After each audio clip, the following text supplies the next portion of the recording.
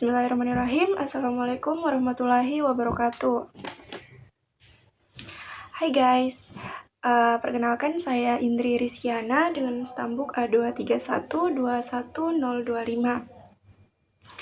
Pada video kali ini saya akan menjelaskan tentang fungsi dan kedudukan bahasa Indonesia. Bahasa Indonesia itu memiliki dua kedudukan, yakni yang pertama bahasa Indonesia sebagai bahasa nasional dan yang kedua bahasa Indonesia sebagai bahasa negara. Jadi kita akan membahas dua pembahasan itu, yakni yang pertama fungsi dan kedudukan bahasa Indonesia sebagai bahasa nasional, kemudian yang kedua fungsi dan kedudukan bahasa Indonesia sebagai bahasa negara. Langsung saja pada pembahasan yang pertama, fungsi dan kedudukan bahasa Indonesia sebagai bahasa nasional.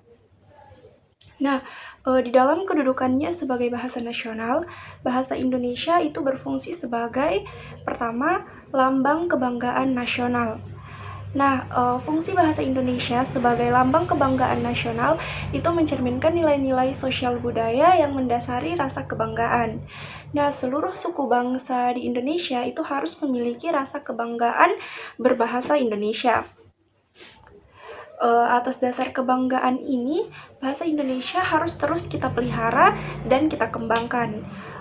Bangsa Indonesia sebagai pemilik bahasa Indonesia harus merasa bangga tentunya dalam menggunakan bahasa Indonesia dengan cara yang baik dan benar. Kemudian yang kedua, bahasa Indonesia sebagai lambang identitas nasional. Identitas sebuah bangsa dapat diwujudkan diantaranya melalui bahasanya. Dengan adanya bahasa yang mengatasi berbagai masalah yang berbeda, itu dapat mengidentifikasikan diri sebagai satu bangsa melalui bahasa tersebut. Sebagai lambang identitas nasional, tentunya bahasa Indonesia harus dijunjung tinggi di samping bendera dan lagu kebangsaan. Kemudian yang ketiga, bahasa Indonesia sebagai alat pemersatu berbagai suku bangsa. Seperti yang kita ketahui, Indonesia ini memiliki berbagai suku bangsa. Dengan adanya bahasa Indonesia yang diakui sebagai bahasa nasional oleh semua suku bangsa, maka tentunya dapat mempersatu bangsa Indonesia. Karena kalau tidak ada sebuah bahasa sebagai pemersatu, yakni seperti bahasa Indonesia, maka tentunya kita akan mengalami berbagai masalah yang berdampak pada perpecahan bangsa.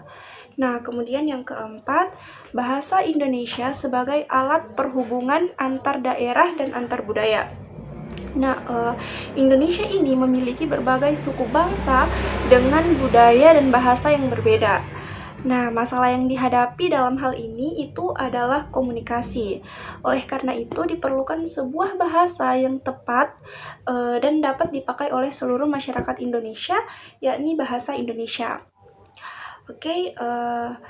Lanjut ke pembahasan yang kedua, yakni bahasa Indonesia sebagai bahasa negara.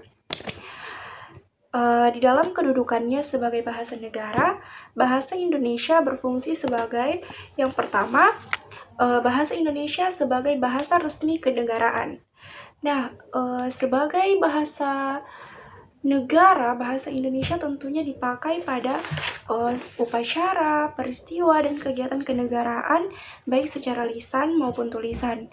Kemudian yang kedua, bahasa Indonesia sebagai bahasa pengantar dalam dunia pendidikan.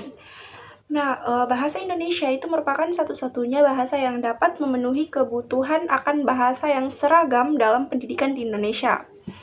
Pemakaian bahasa Indonesia dalam dunia pendidikan tidak hanya terbatas pada bahasa pengantar, bahan-bahan ajar, tetapi juga pemakaian bahasa Indonesia. Oleh karena itu, fungsi bahasa Indonesia sebagai bahasa pengantar dalam dunia pendidikan itu harus dilaksanakan mulai dari tingkat kanak-kanak sampai pada tingkat perguruan tinggi di seluruh Indonesia. Kemudian yang ketiga, bahasa Indonesia sebagai alat perhubungan di tingkat nasional untuk kepentingan pembangunan dan pemerintahan. Dan yang keempat, bahasa Indonesia sebagai alat pengembangan kebudayaan, ilmu pengetahuan, dan teknologi.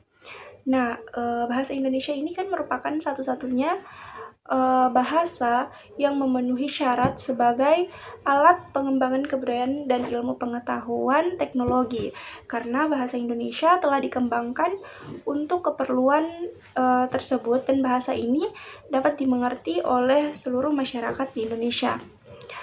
Nah, kemudian contoh untuk bahasa Indonesia sebagai bahasa nasional itu pertama biasanya digunakan dalam kehidupan sehari-hari, seperti misalnya pada saat kita berinteraksi dengan orang lain di tempat umum, misalnya di pasar tradisional. Kemudian yang kedua, bahasa Indonesia ini bisa kita gunakan di saat kita berada di daerah yang bukan daerah kita, dan bahasa yang digunakan itu mungkin berbeda-beda di tempat itu, jadi kita bisa menggunakan bahasa Indonesia. Kemudian contoh untuk bahasa Indonesia sebagai bahasa negara, yang pertama, misalnya pada rapat kabinet, tentunya presiden bersama para menteri dan lain-lainnya, meskipun setiap orang yang mengikuti rapat itu berasal dari beragam daerah, namun bahasa yang digunakan hanya satu, yakni bahasa Indonesia. Kemudian yang kedua, menggunakan bahasa Indonesia dalam kegiatan belajar mengajar. Oke, mungkin hanya itu yang dapat saya sampaikan pada video kali ini. And thanks for watching. Wassalamualaikum warahmatullahi wabarakatuh.